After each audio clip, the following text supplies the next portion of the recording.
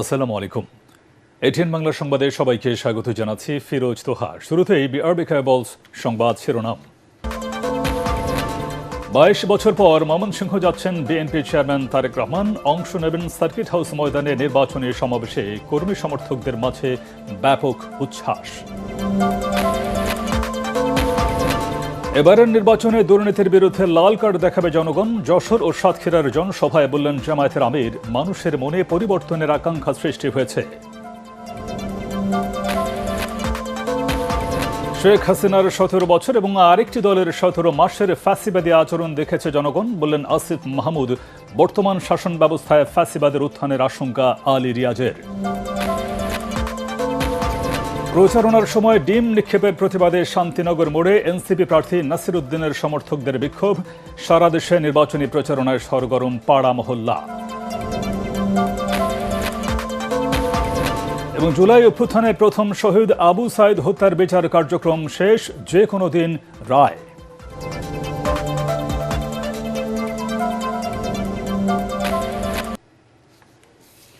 শুনছিলেন BRB cables সংবাদ শিরোনাম। এবারে বিস্তারিত। ময়মনসিংহের সার্কিট হাউস ময়দানে আনুষ্ঠানিকভাবে শুরু হয়েছে বিএনপির নির্বাচনী সমাবেশ। দীর্ঘ ২২ বছর পর ময়মনসিংহের সমাবেশে যোগ দেবেন বিএনপি চেয়ারম্যান তারেক রহমান। কিছুক্ষণের মধ্যে তার ময়মনসিংহে পৌঁছানোর কথা। এর আগে সমাবেশে যোগ দিতে গুলশানের বাসা থেকে সড়ক পথে রওনা দেন বিএনপি চেয়ারম্যান। পথে উত্তরা, টঙ্গী, গাজীপুর, ময়মনসিংহের বিভিন্ন স্থানে নেতাকর্মী, সাধারণ মানুষ রাস্তার দুই ধারে তারেক রহমানকে শুভেচ্ছা জানান। হাত নেড়ে শুভেচ্ছার জবাব দেন বিএনপি প্রধান। এদিকে সমাবেশ সফল করতে হাজারো নেতাকর্মী ও সমর্থক জড়ো হয়েছেন সার্কিট হাউস ময়দানে। মহানগরের পাশাপাশি আশপাশের জেলাগুলো থেকে মিছিল নিয়ে আসছেন হাজার হাজার নেতাকর্মী। স্লোগানে স্লোগানে মুখর হয়ে উঠেছে ময়মনসিংহ সদর এলাকা। নেতাকর্মীরা বলছেন, তারেক রহমানের আগমনে নেতাকর্মী সহ এলাকার মানুষের মধ্যে উৎসাহ উদ্দীপনা সৃষ্টি হয়েছে। এই গণজোয়ারের মধ্য দিয়ে নির্বাচনে ধানের শীষের বিজয় আরও সুনিশ্চিত হবে।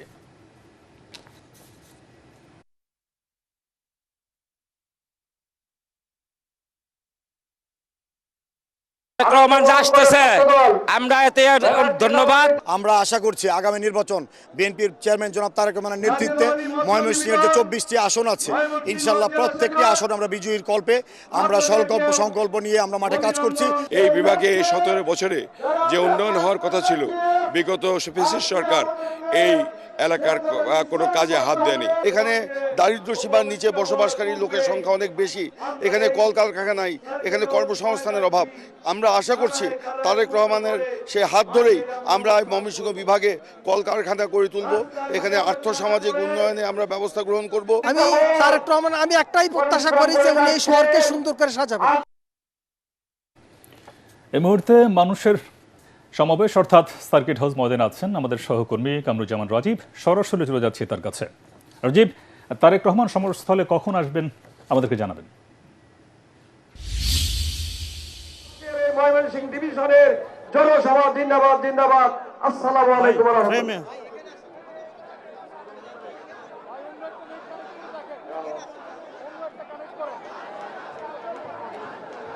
ধন্যবাদ ফিরোজ ভাইকে।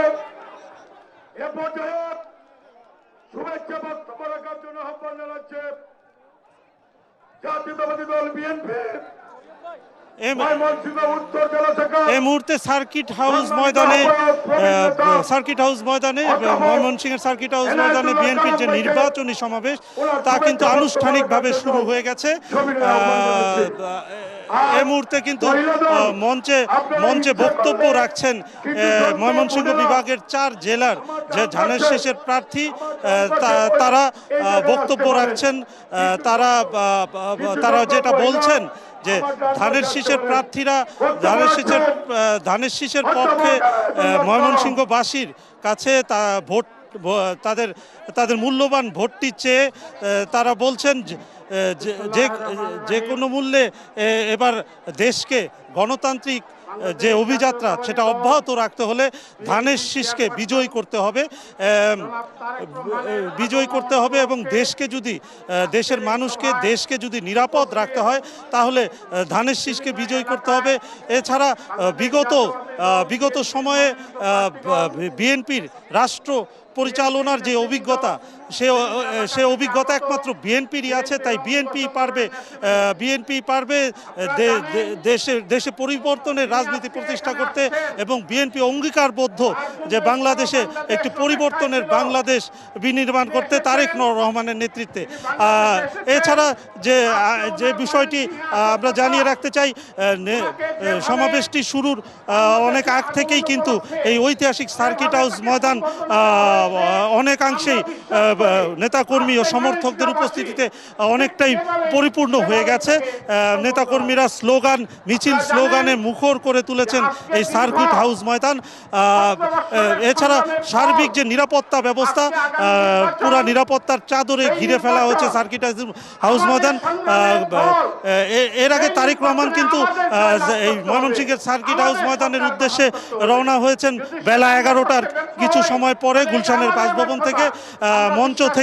মঞ্চ থেকে ঘোষণা অনুযায়ী আমরা যতটুকু জানতে পেরেছি, ঠিক তিনটা নাগাদ বা 3টার পরপর তিনি এখানে পৌঁছবেন এবং তিনি এসে যে দিক নির্দেশনামূলক বক্তব্য রাখবেন। ময়মনসিংহের নানা নাগরিক সমস্যা তুলে ধরে তিনি তা সমাধানের আশ্বাস দেবেন, প্রতিশ্রুতি দেবেন এবং ধানের শীষের পক্ষে ময়মনসিংহবাসীর সমর্থন চাইবেন। ময়মনসিংহের সার্কিট হাউস ময়দান থেকে এই ছিল আমার কাছে সমাবেশের সবশেষ খবর। রাজীব, আপনাকে ধন্যবাদ। গণ অভ্যুত্থানের আকাঙ্ক্ষা বাস্তবায়নে দাঁড়িপাল্লায় ভোট দেওয়ার আহ্বান জানিয়েছেন জামায়াত ইসলামের আমির ডাক্তার শফিকুর রহমান। সকালে যশোরে 11 দলীয় ঐক্যের নির্বাচনী জনসভায় এই আহ্বান জানান তিনি। এ সময় বিগত শাসনামলে দুর্নীতির অভিজ্ঞতা থেকে মানুষের মনে নতুন রাজনৈতিক প্রত্যাশা ও পরিবর্তনের আকাঙ্ক্ষা তৈরি হয়েছে বলে মন্তব্য করেন জামায়াতের সেক্রেটারি জেনারেল মিয়া গোলাম পরওয়ার। খালিদ ইসলামের রিপোর্ট। দেশের দক্ষিণ পশ্চিমাঞ্চলে সফরের দ্বিতীয় দিনে সকালে যশোর ঈদগাহ ময়দানে অনুষ্ঠিত হয় জামায়াত ইসলামী ও 11 দলীয় জোটের জনসভা। ভোর থেকেই দলে দলে নেতাকর্মীদের আগমনে ঈদগাহ ময়দান ছাড়িয়ে আশপাশের সড়কগুলো পরিণত হয় জনসমুদ্রে। জামায়াত ইসলামীর সেক্রেটারি জেনারেল মিয়া গোলাম পরওয়ার বলেন, গত 54 বছরে যারা দেশ শাসন করেছে তারা কেউই দুর্নীতিমুক্ত নয়। এ কারণেই মানুষ এবার পরিবর্তন চায়। বাংলাদেশের মানুষ এখন জামায়াত ইসলামীর দিকে তাকিয়ে আছে। আমরা স্বাস্থ্য ক্ষেত্রে, কৃষিতে, শিল্পে, অর্থনীতিতে আমরা যে পরিকল্পনা দিয়েছি, 12 তারিখে দাঁড়িপাল্লাকে বিজয়ী করে আমাদের সেই স্বপ্ন পূরণ করতে হবে। প্রধান অতিথির বক্তব্যে জামায়াত ইসলামের আমির ডাক্তার শফিকুর রহমান মামলা বাণিজ্য ও চাঁদাবাজ মুক্ত সমাজ গঠনে দাঁড়িপাল্লা প্রতীকে ভোট দেওয়ার আহ্বান জানান। আমরা যদি আল্লাহ তাআলার মেহেরবানিতে দেশ গড়ার সুযোগ পাই, আপনার ঘরে, চলাচলে, কর্মস্থলে, সব জায়গায় আপনাকে সম্মানিত করা হবে, মর্যাদা দেওয়া হবে এবং শতভাগ নিরাপত্তা ইনশাআল্লাহ নিশ্চিত করা হবে। বড় শহরগুলোতে মেয়েদের চলাচলের জন্য আলাদা যোগাযোগ ব্যবস্থা গড়ে তোলা হবে। জায়গায় জায়গায় পুরুষের জন্য অনেক ব্যবস্থা আছে, মহিলাদের জন্য কোনো ওয়াশরুমের ব্যবস্থা নেই, নামাজের ব্যবস্থা নেই। ইনশাআল্লাহ সেই উদ্যোগগুলো আমরা নেব। দুর্নীতি ও চাঁদাবাজদের লাল কার্ড দেখিয়ে গণভোটে হ্যায়ের পক্ষে রায় দেওয়ার কথাও বলেন তিনি। 12 তারিখ প্রথম ভোটটা পড়বে হা চিহ্নে ইনশাআল্লাহ। হা ভোট যদি বিজয়ী হয় বাংলাদেশ জিতে যাবে, হা ভোট যদি পরাজিত হয় বাংলাদেশ হেরে যাবে। যশোর সমাবেশ শেষে সাতক্ষীরার বালক উচ্চ বিদ্যালয় মাঠে নির্বাচনী জনসভায় যোগ দেন ডাক্তার শফিকুর রহমান। সিন্ডিকেট ভেঙে চুরমার করে দেব, কোথাও কোনো সিন্ডিকেটের অস্তিত্ব রাখা হবে না। শাসন হবে জনগণের শাসন। এই জন্য চিৎকার দিয়েই বলছি, আমরা জামাত ইসলামের বিজয় চাই না, আমরা 18 কোটি মানুষের বিজয় চাই। 18 কোটি মানুষ মুক্ত হলে আমরাও মুক্ত। 18 কোটি মানুষ যদি দালাল একেবারেই বিপজ্জনক পজিশনে পড়ে যায়, আমরাও বিপজ্জনক পজিশনে পড়ে যাব। একদিকে সহায়তায় ফ্যামিলি কার্ডের কথা বলা হচ্ছে, অন্যদিকে একটি দলের কর্মীরা নারীদের ওপর হামলা চালাচ্ছে বলেও অভিযোগ করেন জামায়াতের আমির। ইনসাফ ভিত্তিক রাষ্ট্র প্রতিষ্ঠা ও নারীদের সর্বক্ষেত্রে নিরাপত্তা এবং যুবকদের মানব সম্পদে পরিণত করার প্রতিশ্রুতি দিয়ে বিভিন্ন জেলায় নির্বাচনী জনসভা করছে জামায়াত ইসলামী সহ 11 দলীয় জোটের নেতৃবৃন্দরা। এবং অনিয়ম ও দুর্নীতিকে লাল কার্ড দেখিয়ে গণভোটে হ্যায়ের পক্ষে ভোট দেওয়ার জন্য ভোটারদের প্রতি আহ্বানও জানান তারা। খায়রুল ইসলাম, এটিএন বাংলা, সাতক্ষীরা। সারা দেশে নারী হেনস্থা, তাদের উপর হামলা এবং কার্যক্রমে বাধা দেওয়ার প্রতিবাদে আগামী ৩১ জানুয়ারি রাজধানীর সোহরাওয়ার্দী উদ্যানে নারী সমাবেশ করবে জামায়াতে ইসলামী। কেন্দ্রীয় মহিলা বিভাগের উদ্যোগে এই নারী সমাবেশ অনুষ্ঠিত হবে বলে জানিয়েছেন দলটির নায়েবে আমির ডক্টর সৈয়দ আবদুল্লাহ মোহাম্মদ তাহের। জামায়াতের কেন্দ্রীয় কার্যালয়ে সংবাদ সম্মেলনে তিনি একথা জানান। যেমন রোববার ২৫ জানুয়ারি দুপুরে যশোর ২ আসনের দাঁড়িপাল্লার পক্ষে ভোটের প্রচারণাকালে জামাতের নারী নেতৃত্ব যুবদলের হামলা ও হেনস্থার ঘটনা ঘটেছে। এতে ২ জন নারী আহত হয়েছেন। জিজ্ঞাসা পৌরসভার ৫ নম্বর ওয়ার্ডের কীর্তিপুর এলাকায় জামাত ইসলামীর উপজেলা মহিলা নেত্রীরা দাঁড়িপাল্লা প্রতীকে ভোট চাইতে গেলে উপজেলা যুবদলের সভাপতি আরাফাত রহমান কল্লোলের নেতৃত্বে সবুজ, আহানাস, সোহাগ সহ ১৫-২০ জনের একটি দল জামাতের মহিলা কর্মীদের উপরে অতর্কিত হামলা করে, আহত করে এবং মোবাইল ফোন ছিনিয়ে নিয়ে যায়। এ সময় তারা মহিলাদের ভ্যানিটি ব্যাগও ছিনিয়ে নিয়ে যায়। শেখ হাসিনার ফ্যাসিবাদের পর গত ১৭ মাস জনগণ অন্য দলের ফ্যাসিবাদ দেখেছে বলে মন্তব্য করেছেন এনসিপির নির্বাচন পরিচালনা কমিটির প্রধান সমন্বয়কারী আসিফ মাহমুদ সজীব ভূঁইয়া। নোয়াখালী ২ আসনের সেবারহাট বাজারে ১০ দলীয় জোটের পথসভায় তিনি বলেন, যারা অতীতের কোনো কথা রাখেনি তারা ভবিষ্যতেও রাখবে না। এ সময় ১০ দলীয় জোটের প্রার্থী সুলতান জাকারিয়া মজুমদারকে সমর্থন দেওয়ার আহ্বান জানান আসিফ মাহমুদ।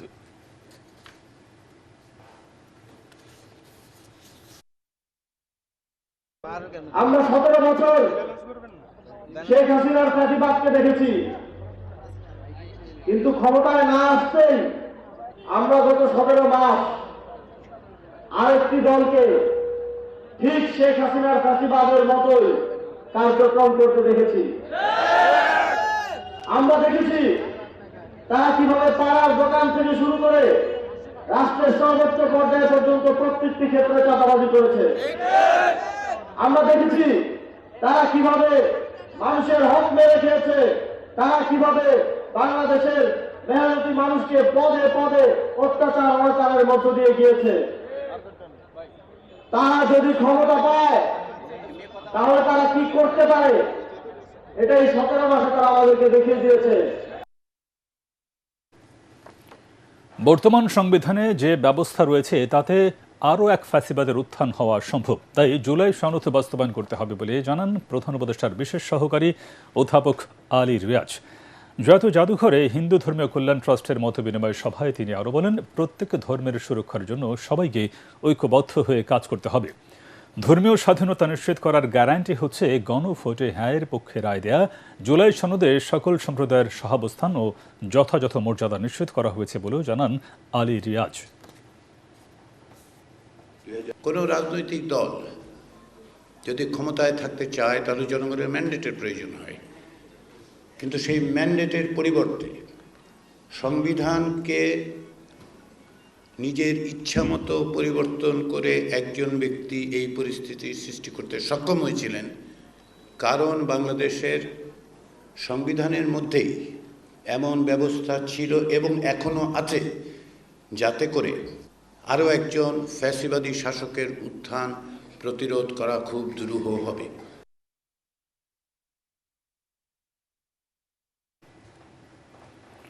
রাজধানী সহ সারা দেশেই চলছে জমজমাট নির্বাচনী প্রচারণা। বিভিন্ন জেলাতে বিএনপি সমর্থিত জোট ও জামায়াত এনসিপি জোটের প্রার্থীদেরই বেশি প্রচারণা লক্ষ্য করা যাচ্ছে।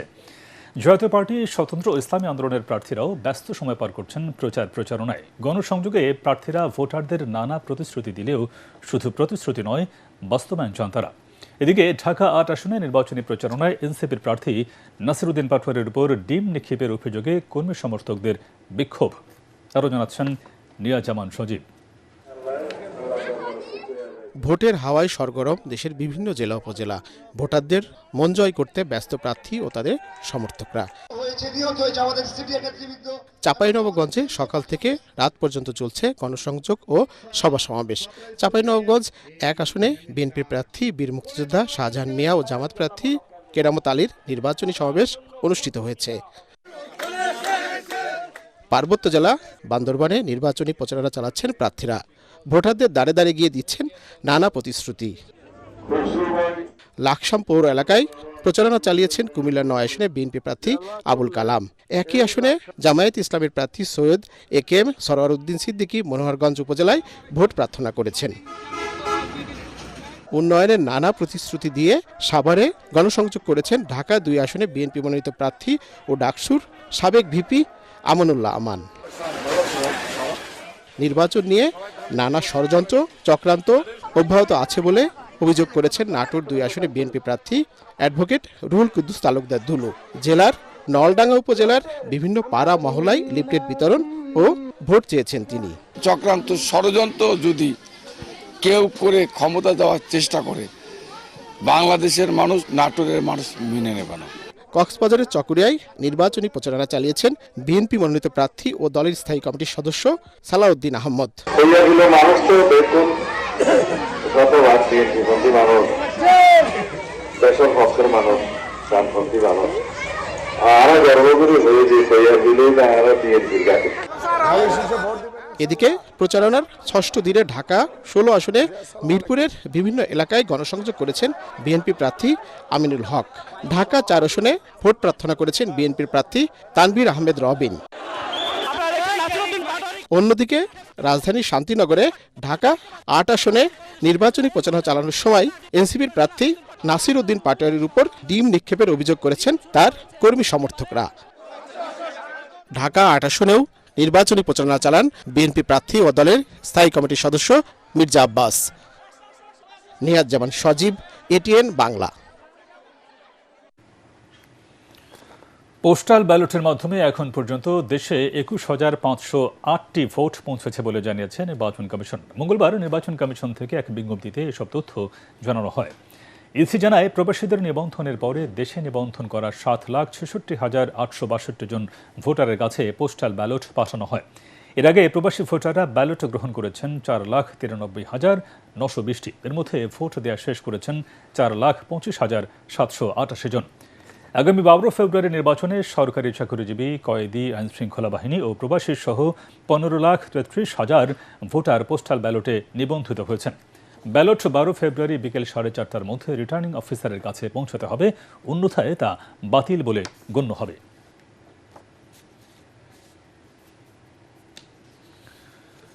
জুলাই গণ আন্দোলনে প্রথম শহীদ রংপুরের বেগম রোকেয়া বিশ্ববিদ্যালয়ের শিক্ষার্থী আবু সাঈদ হত্যা মামলায় যে কোনো দিন রায় ঘোষণা করা হবে। রাষ্ট্র ও আসামি পক্ষের যুক্তিতর্ক উপস্থাপন শেষে বিচারপতি মঞ্জুরুল বাসিদের নেতৃত্বাধীন ২ সদস্যের আন্তর্জাতিক অপরাধ ট্রাইব্যুনাল ২ রায় ঘোষণার জন্য অপেক্ষমান রেখে আদেশ দেন। গত ২৭ আগস্ট প্রসিকিউশনের সূচনা বক্তব্যের মাধ্যমে শুরু হওয়া এই বিচার প্রক্রিয়ায় মোট ২৫ জনের সাক্ষ্য নেওয়া হয়েছে।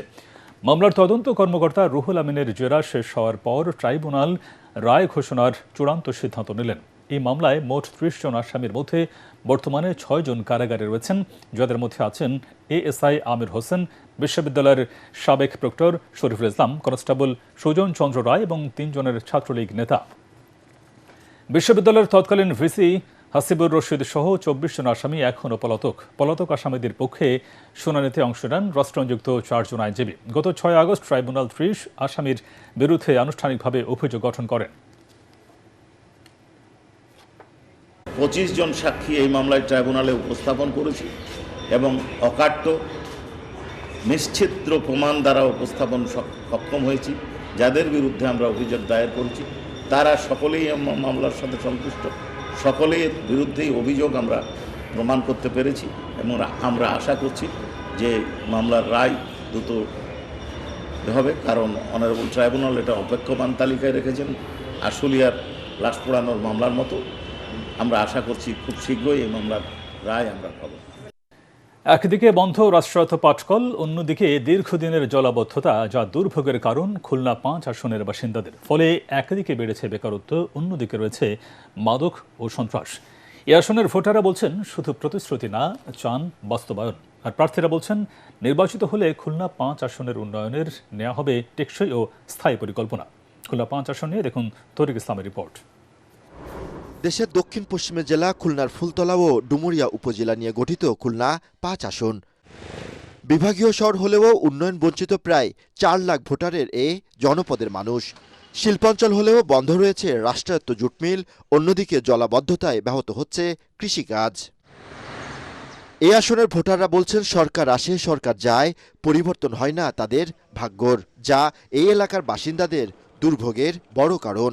খুলনা এসে শিল্পনগরী আর শিল্পনগরী নাই, বেকারত্ব ছেয়ে গেছে, যুব সমাজ বেকার, নৈতিক অবক্ষয় হচ্ছে। ডুমুরিয়া প্রায় 123-24টা খাল রয়েছে, এই খালগুলো হচ্ছে সব প্রভাবশালীদের দখলে আছে। এদিকে নির্বাচন ঘিরে এই আসনে জনসমাবেশ ও উঠান বৈঠকে ব্যস্ত সময় পার করছেন বিএনপি মনোনীত প্রার্থী ও সাবেক সাংসদ আলী আসগর লবি।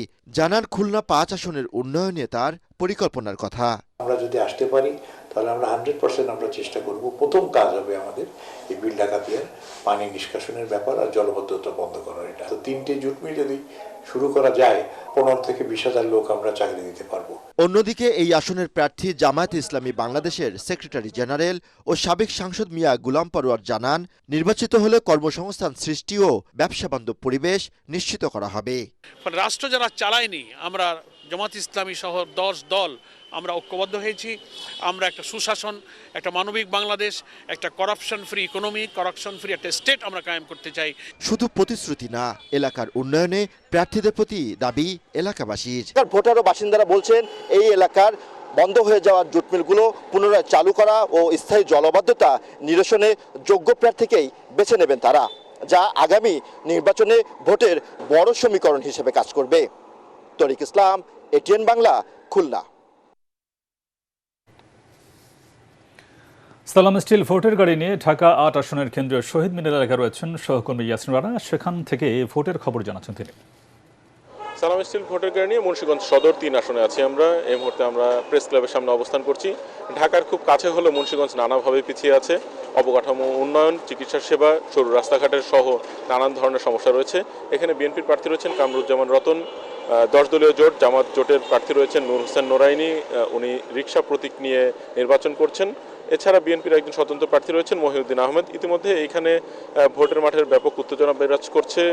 বিএনপির প্রার্থী এবং বিএনপির স্বতন্ত্র প্রার্থীর মধ্যে সংঘর্ষের ঘটনাও ঘটেছে। লেভেল প্লেইং ফিল্ড নিয়েও প্রার্থীরা নানানভাবে এখানে প্রশ্ন তুলেছেন, প্রশাসনের ভূমিকা নিয়েও প্রশ্ন তুলেছেন।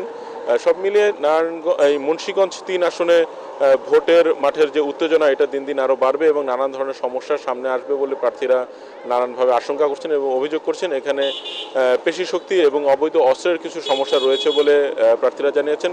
ভোটাররা বলছেন এই এলাকাটা নানানভাবে অবহেলিত।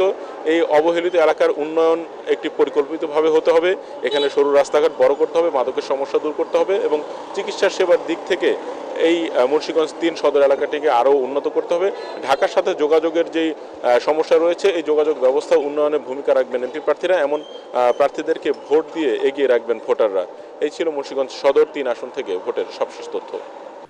সরকারি চাকরিজীবীদের অসন্তোষ বন্ধ করতে নতুন পে স্কেল ঘোষণা করেছে অন্তর্বর্তী সরকার। নির্বাচিত সরকার পর্যায়ক্রমে বাস্তবায়ন করবে বলে জানিয়েছেন জ্বালানি উপদেষ্টা মোহাম্মদ ফয়জুল কবির খান। সচিবালয়ে ক্রয় সংক্রান্ত উপদেষ্টা কমিটির বৈঠক শেষে জ্বালানি উপদেষ্টা বলেন, দেশের সামরিক সক্ষমতা বাড়াতে চট্টগ্রামের মিরসরাইয়ে গড়ে তোলা হবে ডিফেন্স জোন। সেখানে যুদ্ধ বিমান সহ সামরিক সরঞ্জাম তৈরি করা হবে। এ সময় ফয়জুল কবির খান বলেন, নিরাপত্তার কারণে ভারতে বিশ্বকাপ ক্রিকেট বয়কট করেছে বাংলাদেশ। এতে দুদেশের সম্পর্কে কিছুটা টানাপোড়েন হবে, তবে দেশের স্বার্থ আগে দেখেছে অন্তর্বর্তী সরকার। নির্বাচনকে সামনে রেখে হবিগঞ্জ 1 আসনে নির্বাচনী মাঠ দিন দিন উত্তপ্ত হয়ে উঠছে। শরিকদের ছেড়ে দিয়ে জামায়াত ইসলামের প্রার্থী সরে দাঁড়ানোয় এই আসনে ভোটের সমীকরণে এসেছে নতুন মোড়। জেলা বিএনপির বহিষ্কৃত নেতা শেখ সুজাত মিয়া এবং বিএনপির প্রার্থী রেজা কিবরিয়ার মধ্যে দ্বিমুখী লড়াইয়ের সম্ভাবনাই এখন সবচেয়ে বেশি। হবিগঞ্জ প্রতিনিধি আব্দুল হালিমের পাঠানো রিপোর্ট জানাচ্ছেন আসিফুর রহমান সাগর। হবিগঞ্জ 1 আসনে জমে উঠেছে ভোটের লড়াই। এই আসনে প্রতিদ্বন্দ্বিতা করছেন 5 জন প্রার্থী। তারা হলেন বিএনপির প্রার্থী ডক্টর রেজা কিবরিয়া, স্বতন্ত্র প্রার্থী ও বিএনপির বহিষ্কৃত নেতা শেখ সুজাত মিয়া, 11 দলীয় জোটের বাংলাদেশ খেলাফত মজলিসের মাওলানা সিরাজুল ইসলাম, জাসদের কাজী তোফায়েল আহমেদ এবং ইসলামিক ফ্রন্ট বাংলাদেশের মোহাম্মদ বদরুর রেজা। শরিক দলকে ছেড়ে দিয়ে জামায়াত ইসলামের প্রার্থী সরে দাঁড়ানোর পর এই আসনের ভোটের সমীকরণে এসেছে বড় পরিবর্তন। অন্যদিকে বিএনপির রেজা কিবরিয়া ও স্বতন্ত্র প্রার্থী শেখ সুজাত মিয়ার প্রচারণায় উত্তপ্ত হয়ে উঠেছে এলাকার পরিবেশ। আমি কাজগুলি করে আমি প্রমাণ করব এবং অনেককে ভোট দেওয়া হয়েছে আমাকেও একটা সুযোগ দেন। আমি অর্থনীতি কি করে উন্নয়ন করা যায় এই জিনিসটা আমার কিছুটা অভিজ্ঞতা আছে। আমি যদি স্বতন্ত্রতাকে না দাঁড়াই, তারা অবরোধ করে রাখবে আমাকে। এর জন্য আমি তাদের মতামতই আমি দাঁড়িয়েছি স্বতন্ত্র প্রার্থী। জনগণের কাছে আমি একজন বক্তা মানুষ। আমি 35 বছর যাবৎ আমি ওয়াস্তফশীল করি, জনগণ আমাকে মহব্বত করে। দলীয় সিদ্ধান্তের বাইরে গিয়ে শেখ সুজাত মিয়ার প্রার্থী হয় বিএনপির ভোট ভাগ হওয়ার আশঙ্কা করছেন অনেকেই। সাধারণ ভোটারদের মধ্যেও কাকে ভোট দেবেন তা নিয়ে দ্বিধা ও কৌতূহল স্পষ্ট। আশা করি সরকারের যে কোনো সরকারে আসুক, তারা যেন আমাদের জনকল্যাণমূলক সরকার হয়। আমাদের রাস্তাঘাটের উন্নয়ন হোক, মানুষ সুন্দরভাবে চলাফেরা করুক, ইমার্জেন্সি রোগীর জন্য আরো বেশি হয়, এগুলো উন্নতর জন্য আর কি আমরা চাচ্ছি আর কি। সন্ত্রাসমুক্ত দেশ গড়ুক, এলাকার উন্নয়ন, আমাদের রাস্তাঘাটের খুবই খারাপ অবস্থা। বিএনপির অভ্যন্তরীণ প্রতিদ্বন্দ্বিতার প্রভাব ভোটের বাক্সে কতটা প্রভাব ফেলে সে নিয়েই এলাকায় চলছে তুমুল আলোচনা। Bureau report, ATN Bangla. সালাম স্টিল ভোটের গাড়ি নিয়ে সাভারের নির্বাচনী খবর জানাচ্ছেন সহকর্মী আবুল বাশার। সালাম স্টিলের ভোটের গাড়ি নিয়ে আমি এখন আছি ঢাকা আমিন বাজারে। এখানে বিএনপির প্রার্থী সাবেক ডাকসুর VP Amanullah Aman door to door যায় উনি ধানের শীষের প্রতীকে ভোট চাচ্ছেন। এ পর্যন্ত আমি 4 বার এমপি হয়েছি ঢাকা 2 আসন দিয়ে। এই ঢাকা 2 আসনে জিন্দিরা বাবুদার ব্রিজ, বসিলা ব্রিজ, ইটামারা ব্রিজ, রাস্তাঘাট, এই আমিন বাজার হসপিটাল সহ স্কুল, কলেজ, মসজিদ, মাদ্রাসা, মন্দির সকল সেক্টরে টেলিফোন, গ্যাস, এই কাজগুলি আমি করেছি, যার ফলশ্রুতিতে ব্যাপক সাড়া পাচ্ছি। তাদের একটি কথা, একটি প্রত্যয়, যে প্রত্যয় নিয়ে আমি নির্বাচনে নেমেছি, আমরা সন্ত্রাস মুক্ত ঢাকা 2 আসন চাই। 2 আসনের আমিন বাজার সহ এলাকার ভোটারদের চাহিদা মোতাবেক এলাকার সন্ত্রাস, চাঁদাবাজি মুক্ত, মাদক মুক্ত সহ বিভিন্ন উন্নয়নমূলক কাজের করবেন এমনই আশ্বাস দিয়েছেন প্রার্থী আমানুল্লাহ। সালাম স্টিলের ভোটের গাড়ি নিয়ে এই ছিল আমার কাছে সর্বশেষ সংবাদ। পূবালী ব্যাংক বাণিজ্য সংবাদ।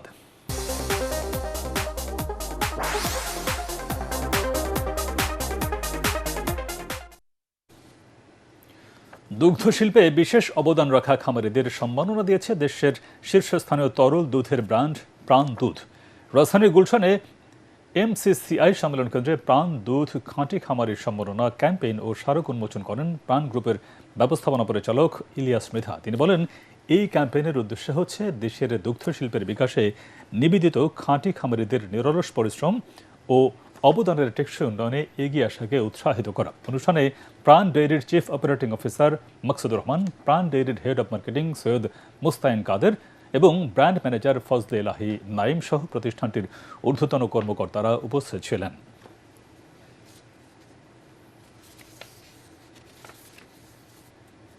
এবার খেলার খবর।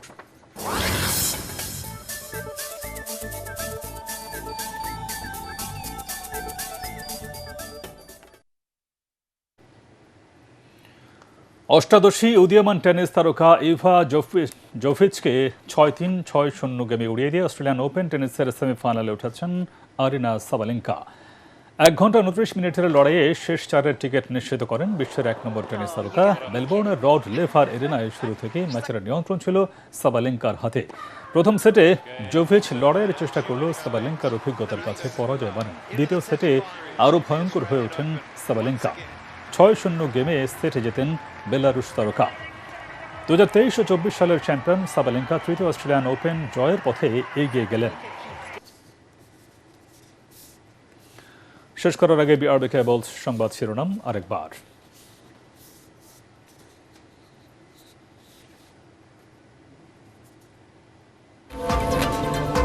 22 বছর পর ময়মনসিংহ যাচ্ছেন বিএনপি চেয়ারম্যান তারেক রহমান। অংশ নেবেন সার্কিট হাউস ময়দানে নির্বাচনী সমাবেশে। কর্মী সমর্থকদের মাঝে ব্যাপক উচ্ছ্বাস। এবারের নির্বাচনে দুর্নীতির বিরুদ্ধে লাল কার্ড দেখাবে জনগণ। যশোর ও সাতক্ষীরার জনসভায় বললেন জামায়াতের আমির, মানুষের মনে পরিবর্তনের আকাঙ্ক্ষা সৃষ্টি হয়েছে।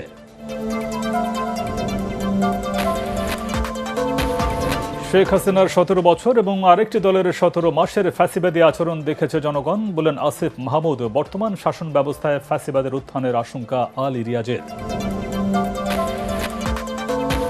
প্রচারণার সময় ডিম নিক্ষেপের প্রতিবাদে শান্তিনগর মোড়ে এনসিপি প্রার্থী নাসির উদ্দিনের সমর্থকদের বিক্ষোভ। সারা দেশে নির্বাচনী প্রচারণায় সরগরম পাড়া মহল্লা। এবং জুলাই অভ্যুত্থানের প্রথম শহীদ আবু সাইদ হত্যার বিচার কার্যক্রম শেষ, যে কোনো দিন রায়।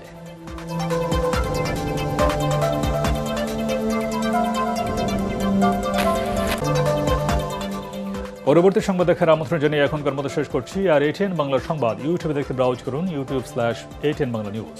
ধন্যবাদ সবাইকে।